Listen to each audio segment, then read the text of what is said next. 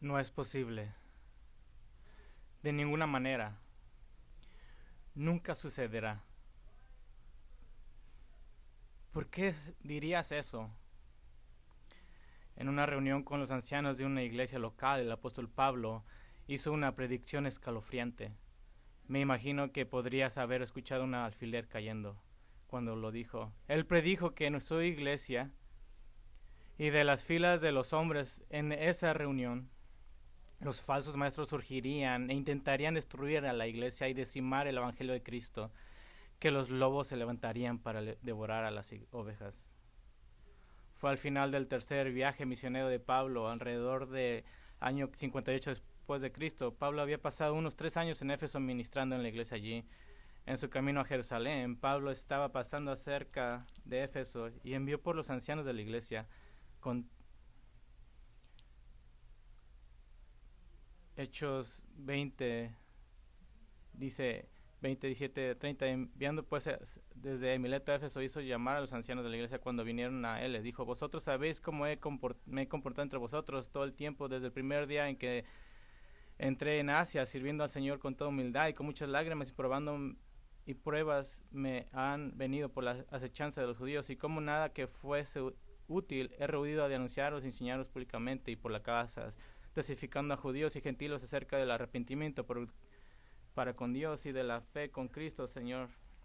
Ahora he aquí ligado yo en espíritu, voy a Jerusalén sin saber lo que allá me ha de acontecer, que el Espíritu Santo por todas las ciudades me da testimonio, diciendo que me esperan prisiones y tribulaciones, pero de ninguna manera hago caso ni estimo preciosa mi vida para mí mismo, con tal que acabe mi carrera con gozo y el ministerio que recibí del Señor Jesús para dar testimonio del Evangelio de la gracia. Y ahora he aquí, yo sé que ninguno de vosotros entre quienes he pasado predicado el reino de Dios verá más mi rostro.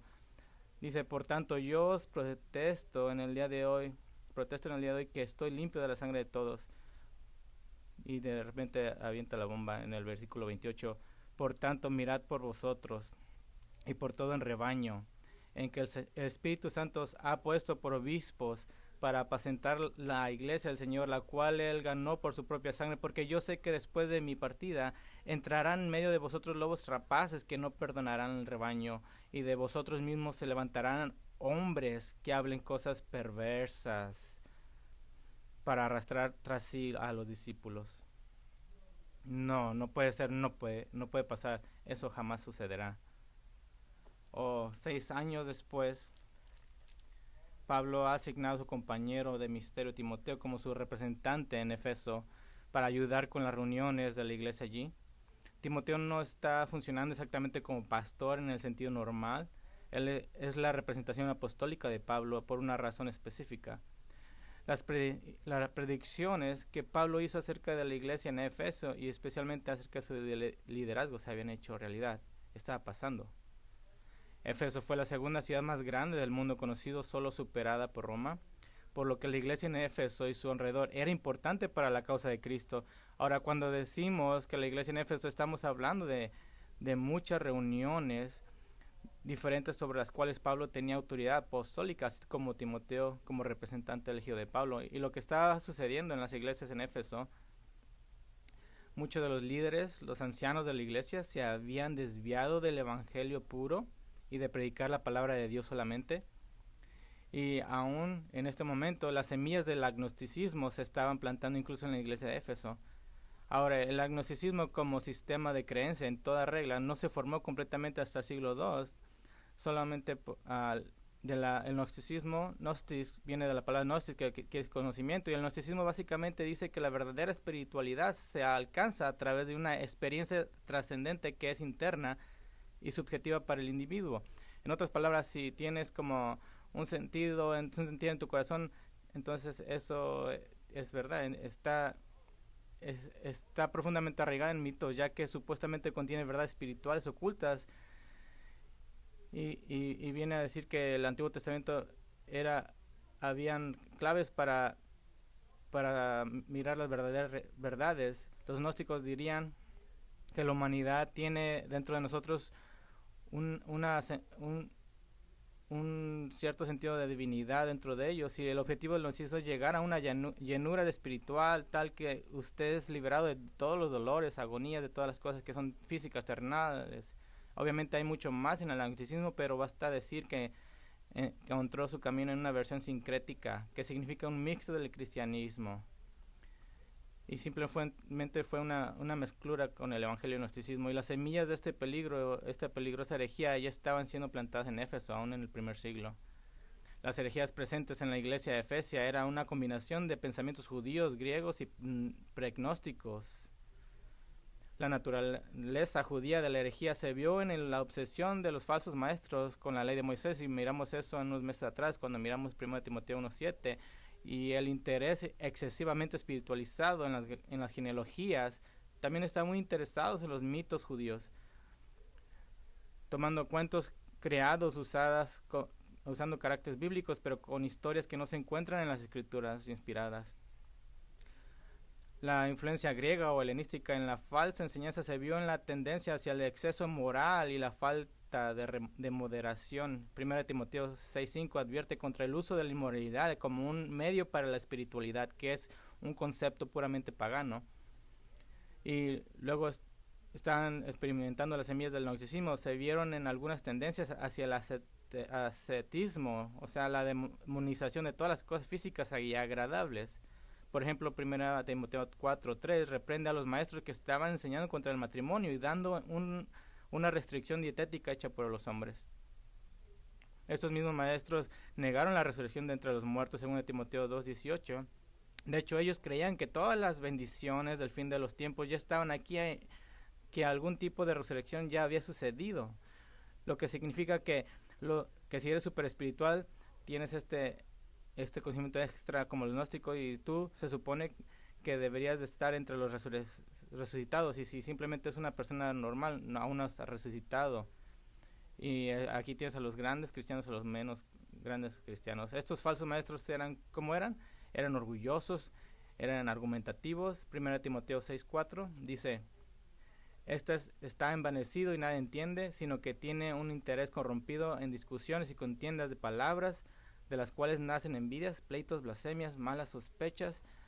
Están mucho más interesados en materiales extrabíblicos que en las escrituras mismas. Ellos prestan atención a mitos y genealogías interminables, lo que da lugar a discusiones inútiles en vez de hacer avanzar el plan de Dios por la fe. Ahora, miramos esto. Miren, en Amazon los más vendidos libros cristianos son especulativos, no son simplemente una exégesis de la Biblia, son especulativos.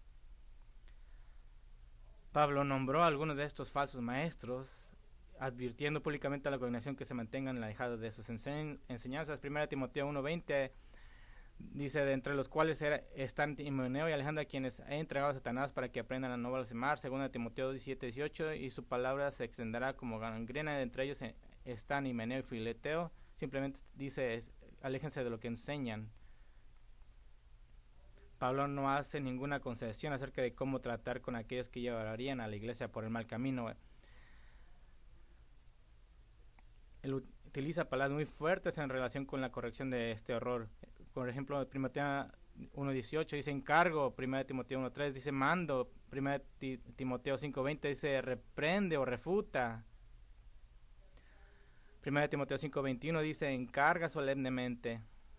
No está ofreciendo sugerencias, no está dando consejos de padre, no es con un Starbucks, simplemente ten un café y simplemente hay que hablar. ¿Por qué tanta severidad? ¿Por qué tan áspero? Porque los falsos maestros y la falsa enseñanza amenazan al núcleo y la esencia misma del evangelio, y eso destruirá una iglesia en pedazos. Y así, para proporcionar una corrección al liderazgo incontrolable, Pablo escribe 1 Timoteo, y en 1 Timoteo 3 da una explicación detallada, completa, de las calificaciones de un anciano bíblico, de un pastor genuino de la iglesia, y la implicación era clara. Timoteo estaba para limpiar la casa de los no calificados. Así que ahí vamos a estar esta mañana, y vayan conmigo al 1 Timoteo 3, y hoy vamos a comenzar un viaje a través de lo que he llamado los pastores de la iglesia. los pastores de la iglesia. Continuamos en el 2021 como el año de la iglesia, el pilar y el fundamento de la verdad. Y uno de los componentes claves no negociables de la iglesia son sus pastores. Así que leamos 1 Timoteo 3 y vamos a leer los primeros versículos del 1 al 7. Palabra fiel es esta: si alguien aspira al cargo de obispo o supervisor, buena obra desea hacer. Un obispo debe ser, pues, irreprochable, marido de una sola mujer, sobrio, prudente, de conducta decorosa, hospitalario, apto para enseñar, no dado a la bebida, no pendenciero, sino amable, no contencioso, no avaricioso, que gobierne bien su casa, teniendo a sus hijos sujetos con toda dignidad. Pues si un hombre no sabe cómo gobernar su propia casa, ¿cómo podrá cuidar de la iglesia de Dios? No debe ser un recién convertido, no sea que se envanezca y que caiga en la condenación en que cayó el diablo. Aún más debe gozar también de una buena reputación entre los de afuera de la iglesia, para que no caigan de descrédito y en el lazo del diablo. Notan quién es el enemigo de la iglesia. 2 veces dice aquí el diablo. Pero Pablo dice aquí en el versículo 1 que es una obra noble. Es una palabra que simplemente significa bueno, algo que está bien, que es digno de elogio. Que pasar una buena parte de tu vida como líder en la iglesia de Jesucristo es una buena y noble manera de pasar los días cortos en esta tierra que Dios te ha dado. Pero es una obra. Literalmente en griego es un trabajo. El liderazgo en la iglesia no debe de interpretarse como simplemente sentarse en las reuniones tomando decisiones que todos los demás tienen que llevar a cabo. Ese es un modelo político, es un modelo de consejo de administración corporativo. Alexander Straw, el autor de Biblical Eldership, ha dicho que no le importa el término consejo de ancianos, porque eso tiene esas connotaciones equivocadas, porque simplemente está diciendo, sino que prefiere ancianato o ser anciano, porque 1 Tesalonicenses 5:12 dice que el trabajo del líder es copiado, un trabajo laborioso que produce sudor, que te cansa. Es un trabajo, y es un trabajo noble. Así que lo que me gustaría hacer es simplemente introducirle esta serie, solo para hacer que sus pensamientos vayan dirigidos hacia aquí, porque quiero dirigir sus pensamientos a 4 pensamientos: el por qué, el qué, dónde y cómo. Y simplemente es para seguir esta serie, porque vamos a estar en estos 7 versículos y van a ver por qué. Las 4 preguntas que voy a preguntar es: ¿por qué los ancianos bíblicos son vitales para la salud de la iglesia? La segunda pregunta es: ¿cuáles son algunas razones para predicar esta serie a toda la iglesia? Algunos de ustedes pueden decir, pues unos pueden decir, no me interesa, o sea, primero prefiero que me diga cómo cambiaron el aceite en un Toyota, pero esto no me importa. La tercera pregunta es: ¿a dónde vamos con esta serie? Y les voy a decir lo que va a pasar. En la última pregunta es: ¿qué importancia tiene este texto? Así que primero vamos a ir con la pregunta: ¿por qué los ancianos bíblicos son vitales para la salud de la iglesia? Costi Him escribió un artículo muy útil titulado ¿por qué los ancianos bíblicos son vitales para la salud de la iglesia? Así que si está quebrado no lo arreglan. Simplemente voy a nombrar lo que él dijo y voy a dar 6 razones y les voy a hacer algunos consejos de él. 6 razones las que él da, el por qué los ancianos bíblicos son vitales para la salud de la iglesia. Dice, la iglesia necesita ancianos que tienen una mente espiritual. Y Cosi dice, la iglesia no necesita mandamases corporativos, necesita pastores. El término anciano está reservado para hombres espirituales que pastorean en rebaño. Tal vez ustedes digan, bueno, eso es obvio, pero no es tan obvio. Puedes sorprenderte cuántas iglesias están están siendo corridas por los hombres que tienen más dinero, tienen mejor labia. La segunda razón, la iglesia necesita ancianos que cuiden a la gente. La iglesia necesita ancianos que cuiden a la gente. Dice, mientras que la gente está trabajando, luchando contra el pecado y enfrentando otro día de desafío, debe haber ancianos que sean hombres espirituales, que vayan al trono de Dios en nombre del pueblo. Y dice, ningún cuerpo de creyentes debe estar sin supervisores que tengan un cuidado genuino por sus almas. ¿Por qué es esto importante? He notado que puede ser posible de un grupo de líderes el preocuparse más por la institución de la iglesia porque la gente es que están hecha, no por la institución, no por el edificio. Hay tercera razón, Costi dice que la iglesia necesita ancianos que sean un modelo para la gente. La iglesia necesita ancianos que sean modelo para la gente. No necesitan ser perfectos o estar en un pedestal, pero los ancianos deben modelar con alegría un compromiso con Cristo y santidad en sus vidas. Es lo que dice. ¿Qué deberías esperar? Deberías esperar que puede decir a un nuevo creyente, ve, júntate con uno de nuestros ancianos por unos días y vas a ver cómo se vive la vida cristiana. Deberías de esperar eso. Qué triste es que en algunas iglesias debes decir, este anciano no es un buen ejemplo para ti. No, eso es lo que deberíamos de hacer. Es una calificación para el ministerio. Dan una cuarta razón. La iglesia necesita ancianos que apoyen en la disciplina de la iglesia. La iglesia necesita ancianos que apoyen la disciplina de la iglesia. Y Costi dice, los ancianos supervisan la disciplina de la iglesia y apoyan un sistema de corrección, purificación y restauración dentro de la iglesia. ¿Por qué eso es importante? Porque si no nos ponemos por el lado de la justicia, ¿quién lo va a hacer? ¿Quién lo va a hacer? He predicado como invitado en una iglesia y me he sentado con un pastor y es muy bueno, pero es muy liberal. Y no era liberal, pero la iglesia era liberal. Y dije, ¿cómo te va con eso? Y dice, pues es muy paciente, es muy amable. Y me dijo una historia. Dijo que su primer domingo tuvieron una gran reunión en la iglesia para celebrar su bienvenida. Y dijo, ¿sabes cómo en las iglesias traen su propia comida? Y aquí trajeron su propia botella. Y toda la iglesia estaba borracha cuando terminamos. ¿Por qué es eso? Porque nadie estaba poniéndolos en un estándar de comportamiento.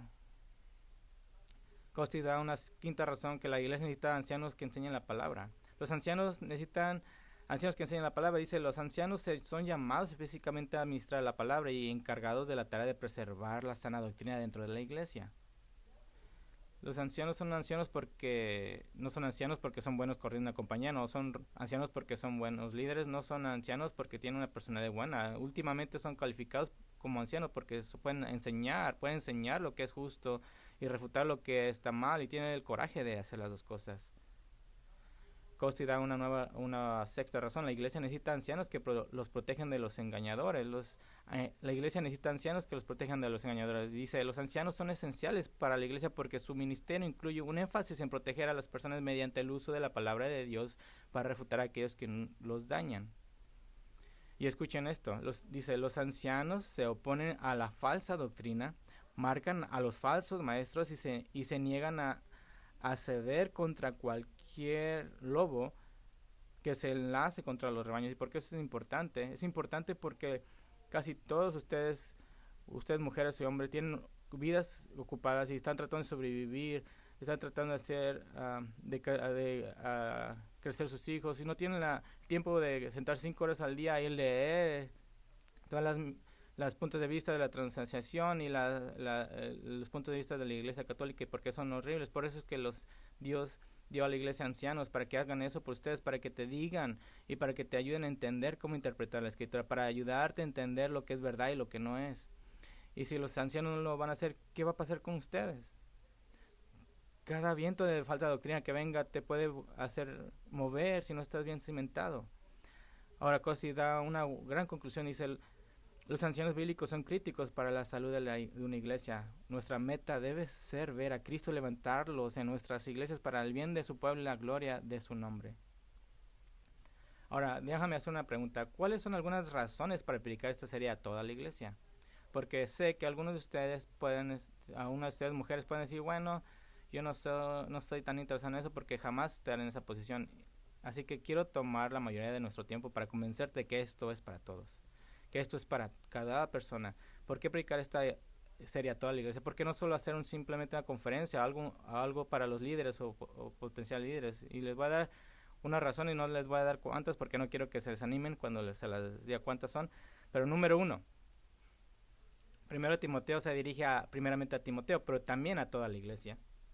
Primero Timoteo se dirige primeramente a Timoteo, pero también a toda la iglesia. Primera de Timoteo 6:21 dice, la gracia sea Timoteo, mi hijo de la fe. Sí, la carta es para él, pero el último versículo dice, la gracia sea con ustedes, plural. Todos ustedes, en Texas dirían, gracia para para todos. ¿Cuál es la asunción? Es que la carta fue escrita para la iglesia. Y obviamente si fue simplemente para Timoteo, porque estaría en el Nuevo Testamento. Si simplemente fuera para él, simplemente llegaría a ese 1 Timoteo y decir, oh, bueno, no es para mí, simplemente me lo va a brincar. No, fue escrita para la iglesia. Por lo tanto, si la carta está destinada a la iglesia y obviamente está incluida en el Nuevo Testamento, es para todas las iglesias. Ya me pienso en una de nuestras en las conferencias de pastores en la iglesia Grace, y está diseñada para ancianos, tanto para ancianos vocacionales y voluntarios en la iglesia, pero todos los que van a esa conferencia saben que también es bien atendida por hombres ordinarios de la iglesia. Así que hay una gran tendencia de hombres que simplemente van ahí, y es de gran beneficio para la iglesia porque aunque estos hombres puede ser que no sean pastores, tienen van a tener un mayor aprecio por el entrenamiento, el llamamiento, el don y el compromiso espiritual necesario para ser pastores. Y es una cosa maravillosa. Primera de Timoteo está dirigida a Timoteo, pero es para toda la iglesia. Hay una segunda razón por la cual es beneficioso para todos nosotros. Los miembros de la iglesia que entienden el liderazgo bíblico tienden a ser miembros efectivos en la iglesia. Los miembros de la iglesia que entienden el liderazgo bíblico tienden a ser miembros efectivos en la iglesia. Cuando usted tiene una apreciación por el diseño de Dios para el liderazgo de la iglesia, entonces usted tiende a tener un amor por la iglesia. Y de hecho, nuestra experiencia y observación nos dicen que la iglesia que toma mucho tiempo para enseñar sobre el liderazgo tiende a crecer más fuerte y más saludable con el tiempo, porque la iglesia va a progresar tanto como el líder progresa. Primera y segunda Timoteo y Tito, a menudo se les llama las epístolas pastorales. Este apodo no fue siempre dado, este fue dado primeramente por Paul Anton en 1726 en una serie de conferencias que se le publicaron después de su muerte. Este título se le quedó grabado porque estas cartas fueron escritas a hombres que pastoreaban y tenían autoridad espiritual sobre la iglesia en Éfeso y en la isla de Creta. Y estas tres cartas han sido fuente primaria de ayuda y perspicacia y guía para pastores de la iglesia durante los 20 siglos. Pero las epístolas pastorales dan tal penetración en las prioridades adecuadas del ministerio del evangelio que el miembro promedio de la iglesia que está muy familiarizado con estos textos se vuelve bien familiarizado con lo que es el ser y significa ser iglesia. Ahora entiendes las prioridades de la iglesia, el propósito de la iglesia, y entonces puedes mirar dónde encaja tu parte, y entonces vas a tener sentido para ti. Y cuando la iglesia funciona, entonces ya no se convierte la iglesia en esa institución que te sirve a ti, que es simplemente un negocio que simplemente sirve a los consumidores. Ahora entiendes que la iglesia es el cuerpo de Cristo en la tierra, del cual tú eres parte. Y así que es muy beneficioso para ti y te hace a ti un miembro efectivo de la iglesia. Hay una tercera razón para predicar a toda la iglesia, y esto es para proporcionar un rendimiento de cuentas a los líderes actuales y futuros en nuestra propia iglesia. Creo que es una cosa peligrosa cuando los miembros no saben lo que los líderes están haciendo, y creo que es peligroso cuando los líderes no saben lo que los miembros están haciendo. Y simplemente para empezar, comenzando conmigo, he pedido a todos nuestros ancianos y pastores remunerados y otros hombres en la iglesia con potencial de liderazgo que escuchen atentamente esta serie. Y les he dicho que cada vez que estemos juntos les voy a preguntar de qué se trató el sermón la última vez, porque quiero que haya rendimiento de cuentas. Así que la iglesia de Jesucristo pierde fuerza cuando sus líderes deciden que han terminado de aprender, de crecer, de cambiar, de madurar. Por lo tanto, estamos tratando de establecer esto como una expectativa de que siempre necesitamos crecer, siempre necesitamos estar en la palabra, en crecer en cómo ser, en el entendimiento de cómo ser líderes. Y esto es precisamente lo que Timoteo fue comisionado por Pablo para hacer en Éfeso, para proporcionar un rendimiento de cuentas y redirigir los esfuerzos de los ancianos hacia la enseñanza de la Biblia y el evangelio bíblico. Y aquellos que no lo hacían, le dijo Pablo a Timoteo, sácalos, están dañando a la iglesia. Hay otra razón por la cual para establecer oficialmente una base sólida en nuestra propia iglesia. Para establecer oficialmente una base sólida en nuestra propia iglesia. La historia de la iglesia Grace Bible Church ha sido una comprensión bastante buena del liderazgo de la iglesia, pero esta no es la misma iglesia que era incluso hace 2 años. Algunos de ustedes son nuevos y dicen, no, siento como que no conozco a nadie. Algunos han estado aquí 10 años y aún dicen, creo que no conozco a nadie. Por lo tanto, es importante conocernos unos a otros y poner esta fundación. Esta es nuestra fundación. Por lo tanto, este es nuestro esfuerzo para dejar raíces firmes y sólidas y una comprensión integral del liderazgo de la iglesia. Esto es especialmente importante en una iglesia independiente como la nuestra, donde muchos de ustedes provienen de muchos trasfondos de diferentes iglesias. Y tenemos que tener un punto de unidad, y este punto de unidad es lo que la Biblia dice del liderazgo. De esta manera todos estaremos en la misma sintonía durante muchos años por venir. Ahora una pregunta es, ¿cómo pueden esperar los miembros de la iglesia tener una visión adecuada de la iglesia si no tienen una visión adecuada de su liderazgo? ¿Cómo pueden hacerlo? Es como si dicen, bueno, tengo una vista propia de mi familia, pero simplemente no honro a mis padres. Eso no tiene sentido. La misión del evangelio, el progreso de la iglesia, ha sido siempre impulsado hacia adelante por el poder de Dios a través de la aplicación de los pastores de la iglesia de Cristo. Esta siempre ha sido la manera y siempre lo será. Hay una quinta razón para predicar esto a todos, y esta es para dar a los miembros de la iglesia una mirada al corazón y al ministerio de los pastores. Para dar a los miembros de la iglesia una mirada al corazón y al ministerio de los pastores. Es muy peligroso, una cosa muy peligrosa cuando hay una desconexión entre los liderazgo y los membresía. Y es mandado a los pastores conocer a sus miembros, pero también a los miembros conocer a sus líderes, y eso es lo que estamos haciendo. Y es comprensible hasta cierto punto. Comprometerse con el liderazgo de la iglesia se presta a experiencias y capacitaciones con las que el miembro por medio de la iglesia no puede relacionarse en su totalidad a pesar de nuestros mejores esfuerzos por escribirlas. Pero una de las maneras en que la iglesia funciona bien es cuando los miembros de la iglesia siguen el mandamiento de 1 Tesalonicenses 5:12 de reconocer o respetar a los miembros que trabajan entre vosotros. Y la palabra que significa conocer, que dice conocer a los pastores.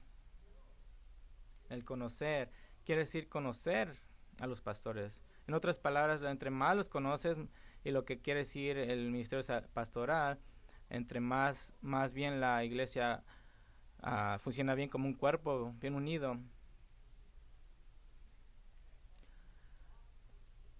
A muchos de ustedes tienen un mal entendimiento de lo que el pastor se me ha pedido de el ir a nuevos negocios que sean para bendecirlos, y no estoy en ese cargo. Así que una vez lo hice muchos años atrás, simplemente dije, bueno, voy a ser buena gente, y la persona dijo, ¿puedes poner manos en mi edificio? Y dije, ¿en mi edificio? No lo voy a hacer. No somos capellanes, no somos personas espirituales personales, somos pastores. Y pastoreamos las ovejas, y entre más conoces lo que es ser se supone que debe ser un pastor, más vas a saber cómo debería funcionar una iglesia. Así como los pastores son llamados a conocer a las ovejas son llamadas a conocer a los pastores. Hay una sexta razón, y eso es para proteger a la iglesia de pastores menos eficaces. Para proteger a la iglesia de pastores menos eficaces. El hecho de que 1 Timoteo está escrita principalmente para deshacerse de los pastores pésimos y para instalar pastores calificados nos dice lo importante que esto es. Esto es para proteger a la iglesia de pastores que le falta valor, o que carecen de conocimiento de la palabra, o que carecen de madurez en la palabra, o que carecen de discernimiento, que carecen de una comprensión de la misión central de la iglesia, o tal vez lo peor, que carecen del amor por las ovejas. Un pastor que no ama a las ovejas es un lobo. No es un buen pastor. Todos los pastores tienen que estar en un proceso de continuo conocimiento. Y uno de mis mejores pasajes es 1 Timoteo 4:15, que dice, ocúpate en estas cosas, permanece en ellas, para que tu aprovechamiento sea manifiesto a todos. Así que se supone que yo tengo que mejorar, progresar. Eso debe ser el caso. Si alguno viene conmigo y dice, creo que crees algo que no creías hace 10 años, le digo, gloria a Dios, porque he crecido, porque estoy agradecido por eso. Ningún pastor es perfecto y todos nosotros tenemos nuestras debilidades, por lo que la sabiduría de una pluralidad y un grupo de líderes es tan maravillosa porque nos ayudamos unos a otros, pero debe haber una cierta competencia y habilidad, y tú eres un medio para rendir cuentas y ayudar a tus pastores a crecer y aprender.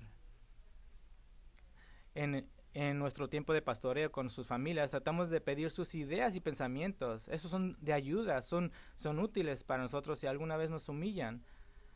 Tuve una visita a uno y me dijeron algo que yo no sabía. Y era dolor, pero es ese dolor que necesitas para mejorar. Tu entendimiento tu comprensión de lo que debe ser el pastor ayudará a proteger a la iglesia en su conjunto. Hay una séptima razón por la que debemos de mirar esto, es para proteger a la iglesia de ovejas menos útiles. Para proteger a la iglesia de ovejas menos útiles o miembros. Hebreos 13:17 dice: obedeced a vuestros pastores y sujetaos a ellos, porque ellos velan por vuestras almas como quienes han de dar cuenta, para que lo hagan con alegría y no quejándose, porque esto no es provechoso. He estado en ancianos y sale el nombre de ciertos hombres y los ancianos dicen, porque saben que hay tantos problemas y tanto drama y dificultades y rebelión envuelto con esa persona. John MacArthur dice, uno de sus mejores favoritos sermones, dice: supongo que todos los pastores de este rebaño, todos los ancianos de esta iglesia estarán de acuerdo en que la alegría del misterio está vinculada a la actitud de las ovejas hacia el pastor. Cuando Dios te pasa la verdad a través de mí y tú pasas la agresión a través de mí a él, eso es un gozo tremendo. Les diré que no todo el mundo experimenta eso. Los pasillos de muchas iglesias están ennegrecidos con las marcas de derrape de las salidas apresuradas de los pastores que han sido abusados y golpeados por un pueblo ingrato y desalmado. Y no cierren en oración. Dice, eso no ha sido mi experiencia. Pero una mayor comprensión del ministerio de pastoreo ayuda a actuar como un preventivo a ese tipo de dolor dado a los líderes de la iglesia. Ahora, puedo decir con experiencia propia que una de las mayores motivaciones en el ministerio de pastoral son personas que aman a Cristo, que son amorosas y están deseosas por aprender, y demuestran esto en una hermosa asociación entre los pastores y las ovejas. ¡Qué gran asociación es esta! Tú te preocupas de que tenga los recursos necesarios para estar en la palabra de Dios, para que pueda venir y pueda pastorear sus vidas, y tú vives vidas que cierran ese ciclo, y es una cosa muy gozosa. Hay una octava razón para predicar esto a todos. Es para inspirar e identificar a los futuros pastores. Ha habido periodos en la iglesia de que el Señor simplemente ha permitido en su soberanía que haya un avivamiento de pastores. Así que queremos hacer nuestro trabajo. Definitivamente hay un aspecto del llamamiento en el pastoreo de la iglesia, y no queremos decir, bueno, suena como una buena idea, me gusta no trabajar y no, es un llamado. De hecho, nuestro versículo de apertura aquí da parte de ese llamado. Un deseo, un anhelo interno. Ahora, por sí solo un anhelo no constituye un llamado a pastorear la iglesia. Simplemente el querer ser un buen músico no te hace un buen músico. El decir a alguien, yo deseo tocar en la alabanza, yo te diría, déjame escucharte, porque tu deseo no es suficiente. Más adelante en el pasaje vemos que deben ser dotados, deben tener la habilidad para ser capaces de enseñar, defendiendo la sana doctrina y refutando lo que es falso.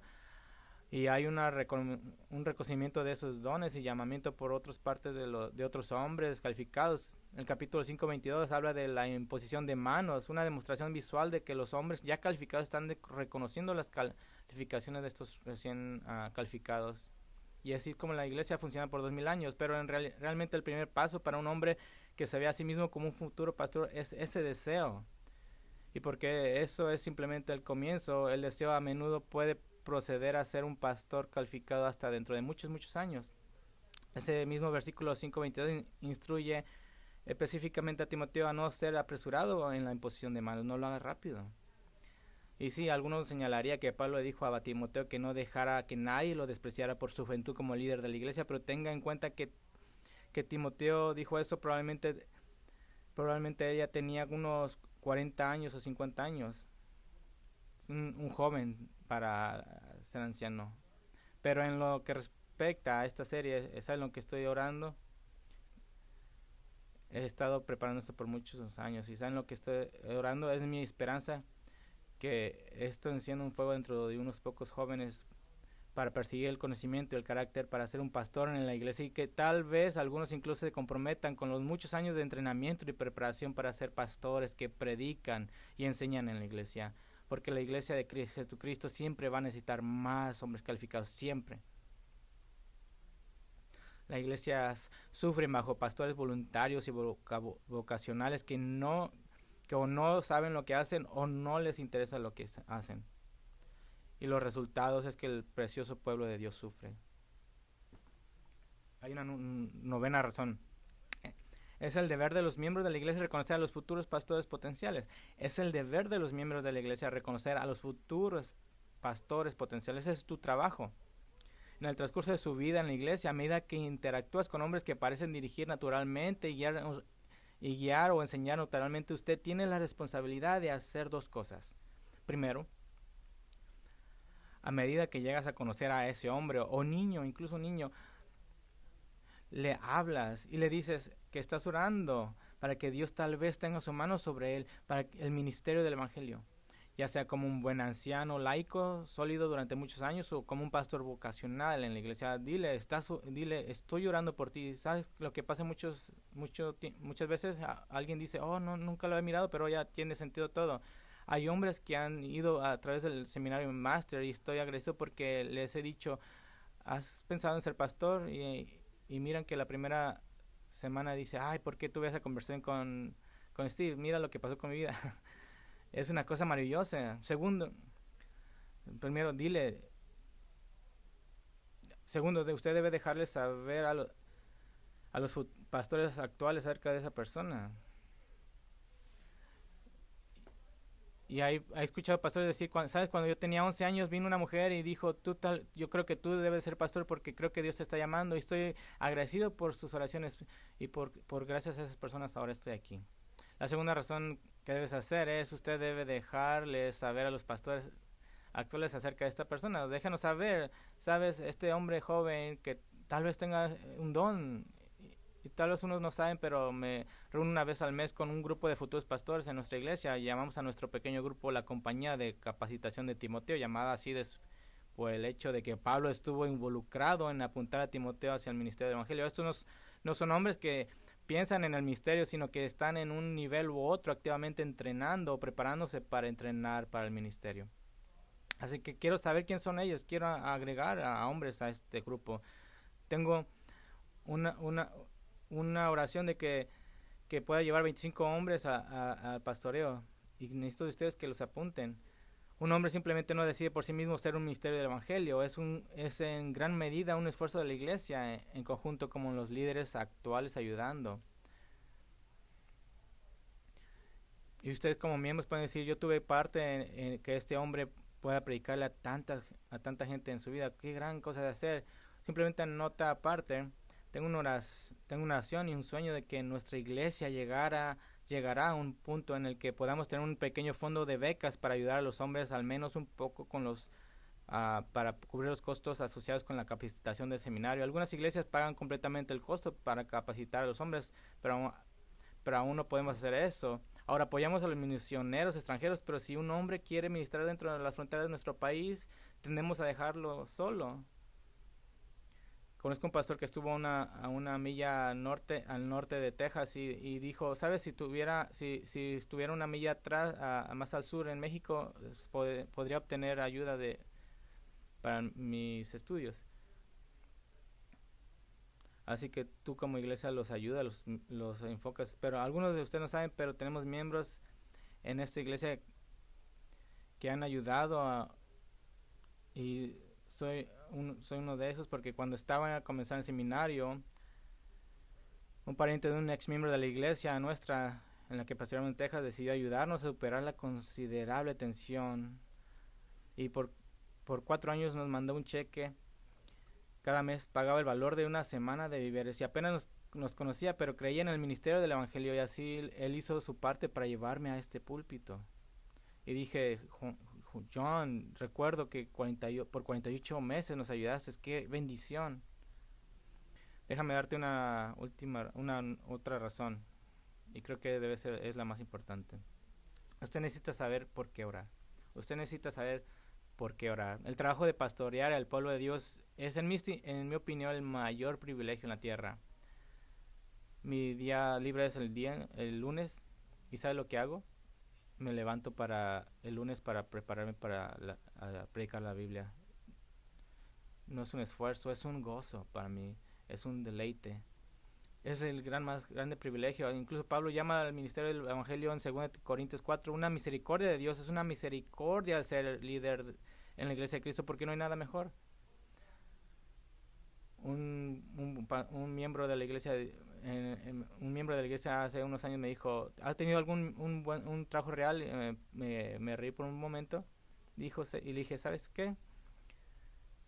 Creo que sacar a gente, mantener a la gente fuera del infierno es un buen trabajo.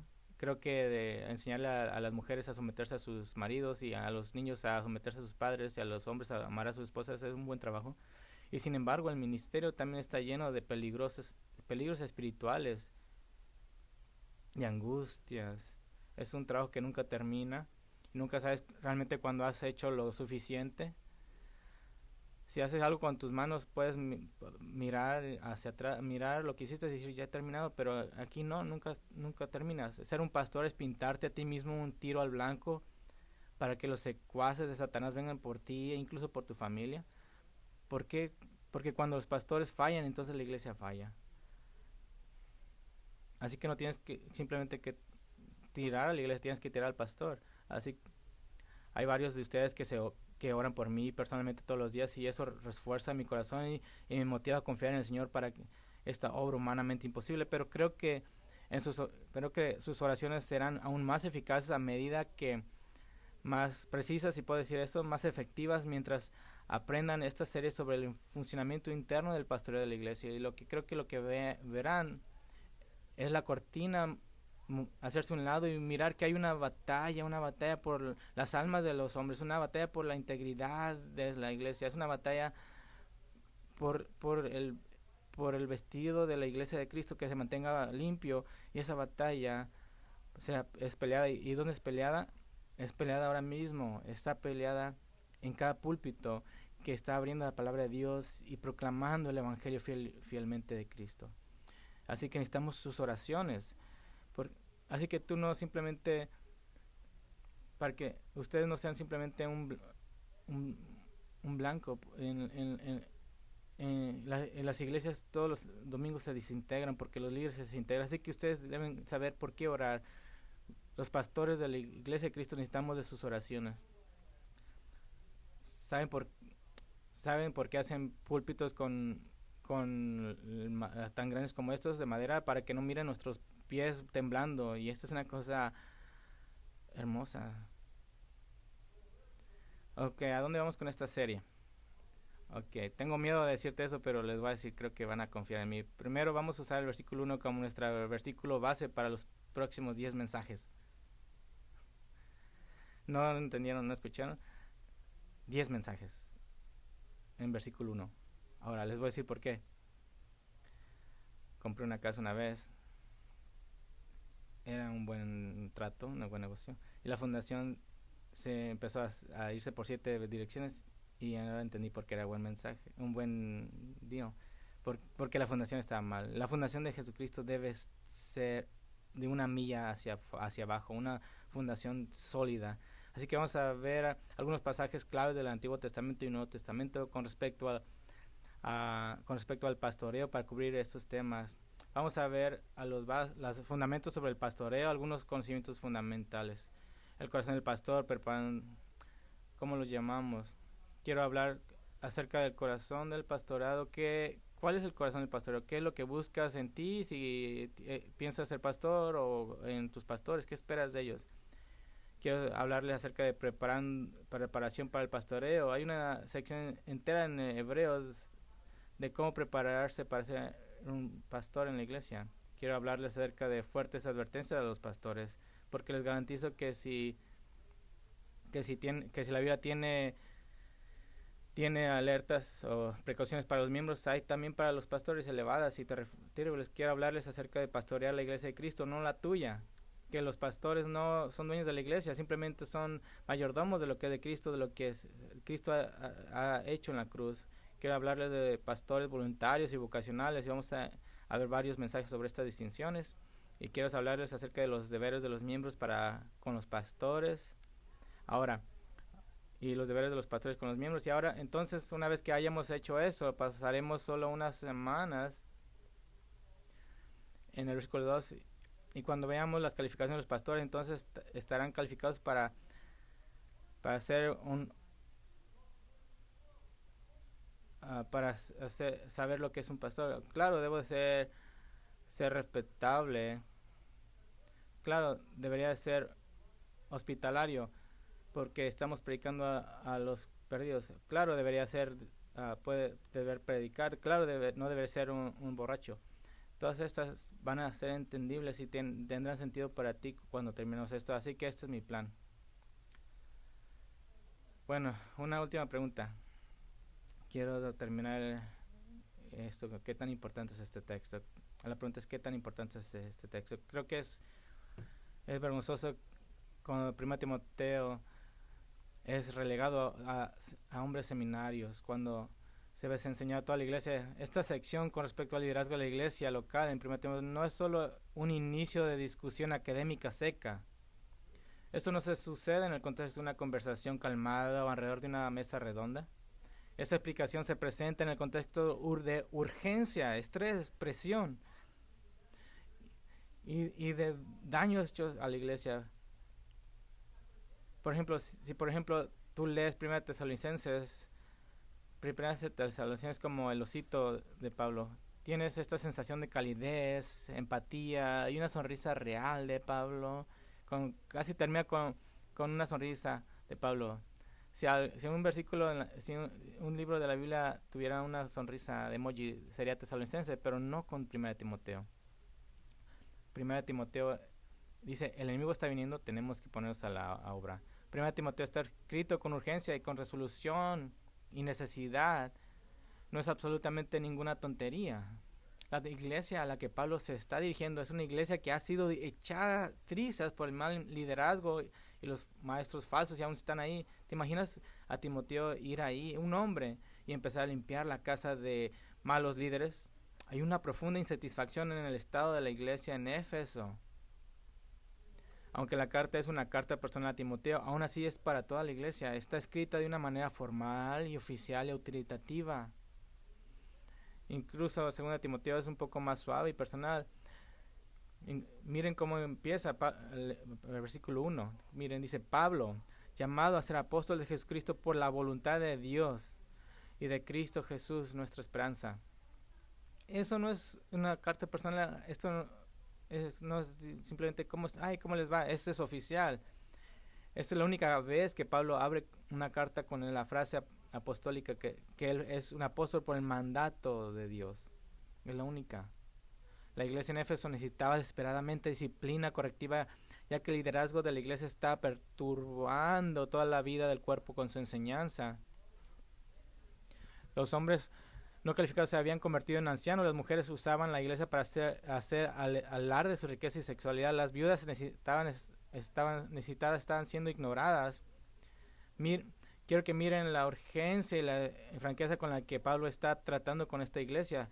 En el capítulo 1, versículo 3, dice: como te rogué que te quedases en Éfeso cuando fui a Macedonia, para que mandases a algunos que no enseñen diferente doctrina, ni que se dediquen a mitos y a genealogías que prometen especulaciones en vez de ponerse en la Biblia. Capítulo 1, 18, 19. Este mandamiento, hijo Timoteo, te encargo para que, conforme a las profecías que se hicieron antes en cuanto a ti, milites por ella la buena milicia, manteniendo la fe. No está hablando de no creyentes, está hablando de una guerra dentro de la iglesia. Dice, teniendo una buena conciencia y desechando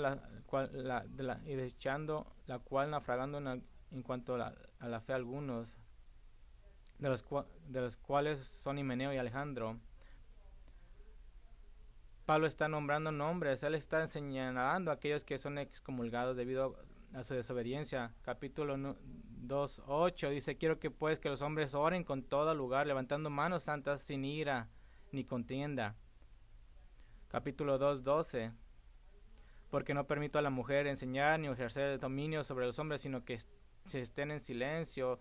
Es una orden clara, las mujeres deben dejar de intentar ejercer autoridad en la iglesia. En lugar de eso, a crear hijos santos. Nuestro texto 3:1-8, una vez más Pablo menciona que los ancianos calificados deben ser capaces de enseñar la palabra de Dios y no deben ser pendencieros aquellos que les gusta luchar, disputar con los demás. Capítulo 3:8, los diáconos asimismo deben ser honestos, sin doblez, no dados a mucho vino y codiciosos de ganancias deshonestas. Capítulo 3:15, para que si tardo sepas cómo debes conducirte en la casa de Dios. ¿Qué es la última vez que como adulto te dijeron cómo debes de comportarte? Eso es lo que te está diciendo. Debían volver al fundamento de la cristología ortodoxa. El estudio de Cristo, lean el 3:16, dice, e indiscutible, grande es el misterio de la piedad. Dios fue manifestado en carne, justificado en el Espíritu, visto de los ángeles, predicado a los gentiles, creído en el mundo, recibido arriba en gloria.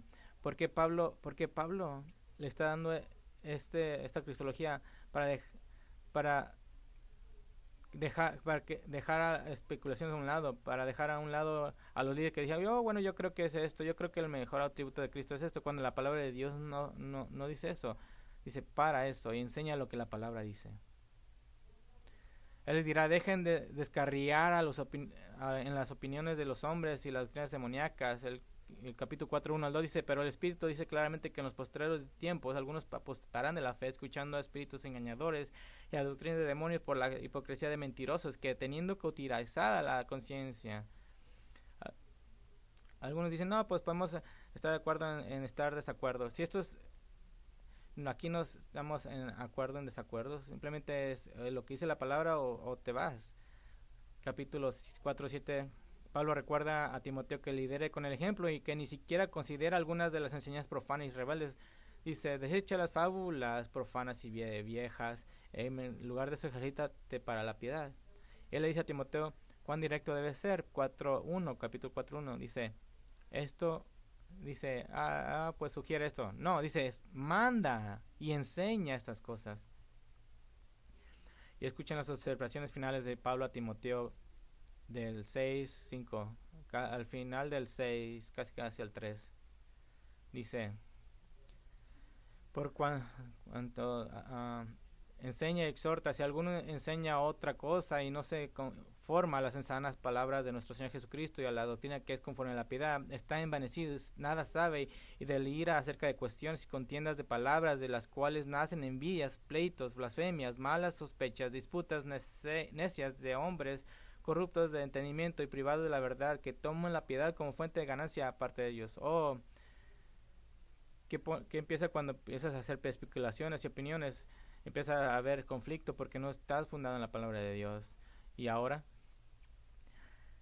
es como si Pablo estuviera justo de pie en la cara de Timoteo, como si fuera la última batalla de la guerra, como si Timoteo fuera la guerra, y le estaba dando las últimas instrucciones, capítulo 6, 11-16. Mas tú, oh hombre de Dios, huye de estas cosas y sigue la justicia, la piedad, la fe, el amor, la paciencia, la mansedumbre. Pelea la buena batalla de la fe, echa mano de la vida eterna, a la cual asimismo fuiste llamado, habiendo hecho la buena profesión delante de muchos testigos. Te mando delante de Dios, que da vida a todas las cosas, y de Jesucristo, que dio testimonio de la buena profesión delante de Poncio Pilato, que guardes el mandamiento sin macula ni reprensión hasta la aparición de nuestro Señor Jesucristo, la cual a su tiempo mostrará el bienaventurado y solo soberano, Rey de reyes y Señor, el único que tiene inmortalidad, que habita en la luz inaccesible, a quien ninguno de los hombres ha visto ni puede ver, el cual sea la honra y el imperio sempiterno. Amén.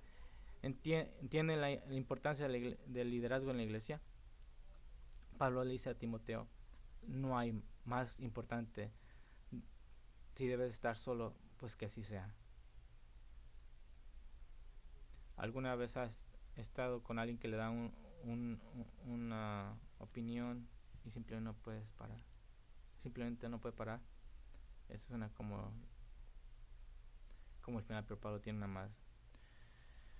Y dice en capítulo 6, 20, 21, y puedes oír su titubear, dando una orden, diciendo, oh Timoteo, guarda lo que se te ha encomendado, evita las profanas pláticas sobre cosas vanas, los argumentos de falsas llamada ciencia, a la cual profesando algunos se desviaron de la fe. Miran la urgencia, ves que esta iglesia está en problemas. Nosotros estaríamos en problemas porque si el liderazgo falla, la iglesia falla, y si la iglesia falla, el evangelio falla, pero el evangelio no va a fallar porque cuando falla la iglesia simplemente Dios va a levantar otra. Pero es nuestro trabajo el sobresalir. Entonces, ¿cuál es la respuesta para cambiar una iglesia? ¿Cómo puedes cambiar una iglesia como Efesio, de líderes que no saben lo que están haciendo? Vayan a Timoteo 3:1-7. Palabra fiel. Si alguno anhela obispado, buena obra desea. Pero es buena obra desea. Si alguno anhela obispado, buena obra desea.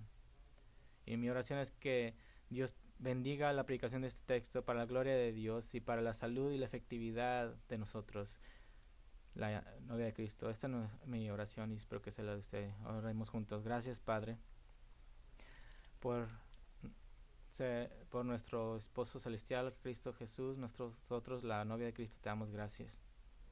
Señor, este pequeño grupo de miembros que nos juntamos, somos un blanco en el radar, somos un blanco en el universo, y aún así nos has dado el llamado de proclamar a Cristo. A Él proclamamos para presentar a todos maduros en Cristo. Esa es nuestra esperanza, esa es nuestra oración, de ser fieles. Y Señor, oramos para que todos en nuestra iglesia te amen y te honren y honren a sus líderes, porque ese es su llamado, porque eso es bueno, eso es saludable. Señor, oro por nuestro liderazgo, Señor, en la área en la que necesitamos ser llenos de convicción, cambiados, en las áreas que necesitamos ser arrepentidos, en las áreas que debemos recordar que debemos ser más como Cristo, a recordar de este trabajo tremendo que está pasando. Ayúdanos, Señor. Y Señor, tal vez haya algunos hombres jóvenes entre nosotros que tú levantarás y pondrás un fuego en su alma para que pongan su vida al servicio del Señor. Es un trabajo digno, honorable. Señor, oro que tú bendigas nuestro pequeño cuerpo de Cristo, que seamos fieles como para obedecer a la cabeza de la iglesia, que es Cristo, porque solamente a Él nos debemos. Y Señor, si hay un hombre o mujer que no le importa el liderazgo de la iglesia porque ni siquiera saben si son salvos, Señor, te pido que en este día muevas en su corazón para les des el arrepentimiento y para que vengan a la fe salvadora, para que también ellos sean parte de tu hermosa novia de Cristo, la iglesia. En el nombre de Cristo oramos. Amén.